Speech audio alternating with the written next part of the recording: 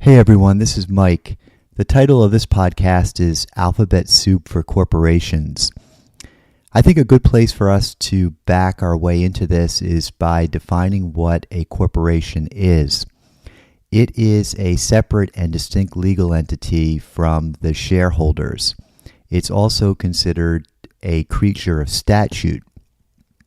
Because it's a creature of statute, it's necessary to look at corporation acts to determine determine how to form a corporation and what the rules are when it comes to operating one. In this country, this is done at the state level. Each state has its own act. Any corporation that is domiciled in a given state and formed under the laws of that state must set the corporation up in accordance with the rules of that state's Incorporation Act. Now, there are three sources of corporate law. The first comes from state statutes. The second comes from minimal governing documents. And when I speak of minimal governing documents, what I'm referring to here is articles of incorporation and bylaws of the organization. And the third source of corporate law is case law. Basically, cases interpret and apply the provisions in corporate statutes and in a corporation's articles and bylaws. And they fill gaps in the law. So to the extent that the law might be silent on an issue, case law fills those gaps and resolves problems not covered or not fully covered by statutes, articles, or bylaws. Now, when it comes to liability, the liabilities for a corporation are at the corporate level and they don't flow down to shareholders. That is one of the distinguishing characteristics from a partnership. In a partnership, the liabilities can flow down, but when it comes to a corporation, once again, the corporation is viewed as an entity separate and apart from the shareholders. So the liability is incurred at the corporate level and it doesn't flow down to the shareholders. The shareholder is not personally liable for acts or debts of the corporation, except that they may become personally liable for reason of their own acts or conduct. So there is a theory in corporate law called piercing the corporate veil, and there are ways in which a litigant can pursue the individual shareholders when they have a claim against the corporation.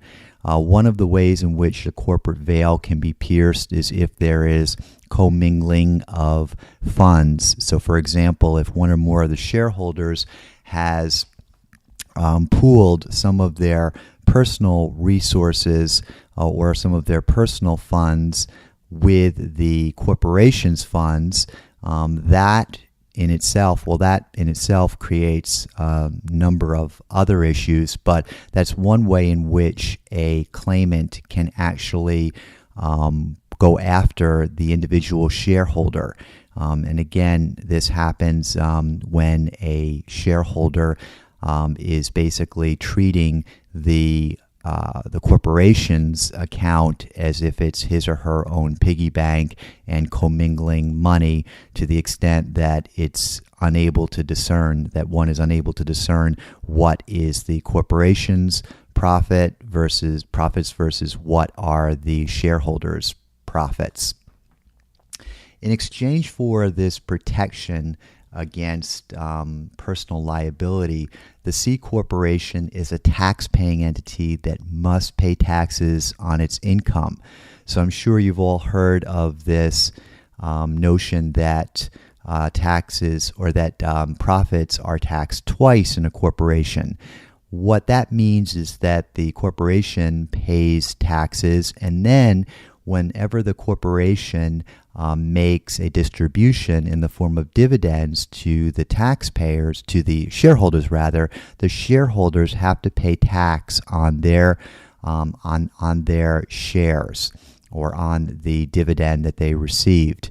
So anytime that the dividends are issued, there is a corresponding tax liability that the shareholder has to satisfy with the IRS.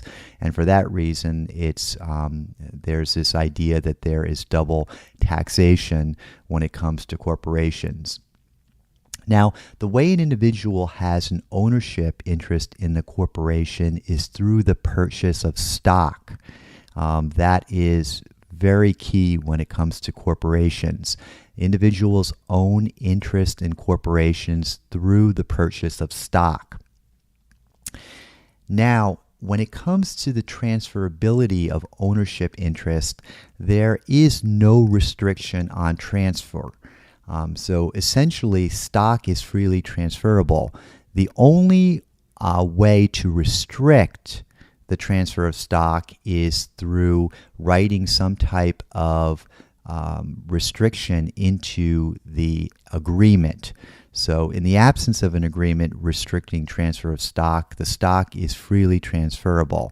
But again, if there is some type of provision in the articles of the corporation restricting the transfer of stock, then that would apply. When there is a stock transfer, the corporation continues to exist, notwithstanding the fact that there's a new owner.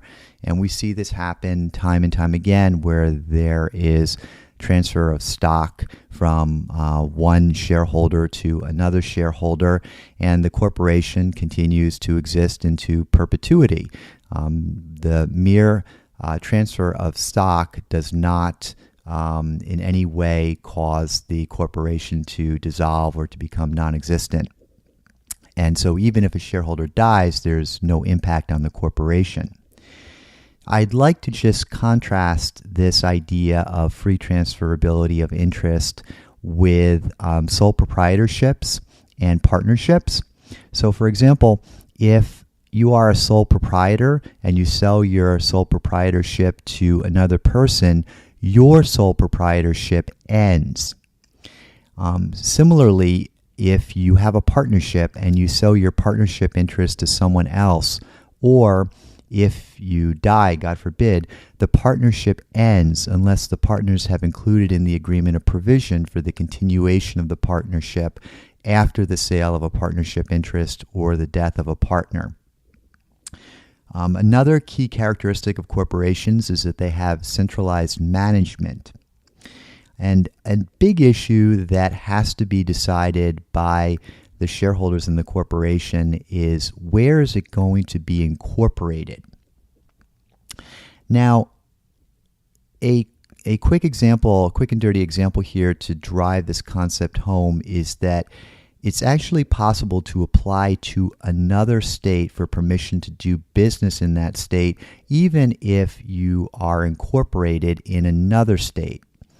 What would happen essentially is that if you are assuming, of course, that you are in good standing in the state in which you are incorporated, then you can apply to another state for permission to do business in that state. And typically what happens is that you'd appoint someone to be served with process in that other state. So the procedure for doing this is, let's say, for example, that your corporation is incorporated in Michigan, and you would like to do business in the state of Ohio. What you would do is you would get a certificate of good standing from the state of Michigan and appoint someone to be served with process in Ohio. And that's one way in which the corporation can do business in another state. The corporation is now considered a foreign corporation with respect to Ohio, a separate legal entity. As a separate legal entity, the corporation has separate and distinct legal characteristics from the state in which it resides. So this is just a very basic overview of corporations and corporate law.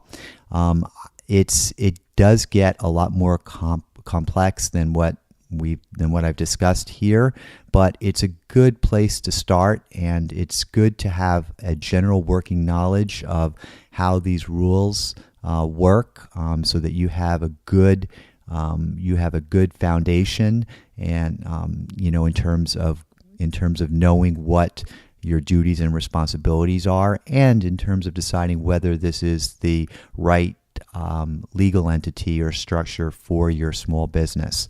If you have any questions, please feel free to call me or email me anytime. My email address is mjdbliss, spelled DEBLIS, at dblisslaw.com. It's an exciting time whenever I have clients come to me and are in the early stages of forming an organization. However, you want to make sure that things are done right from the very beginning to avert what could be potential problems later on down the line. So addressing contingencies in advance prevents headaches in the future. And my door is always open.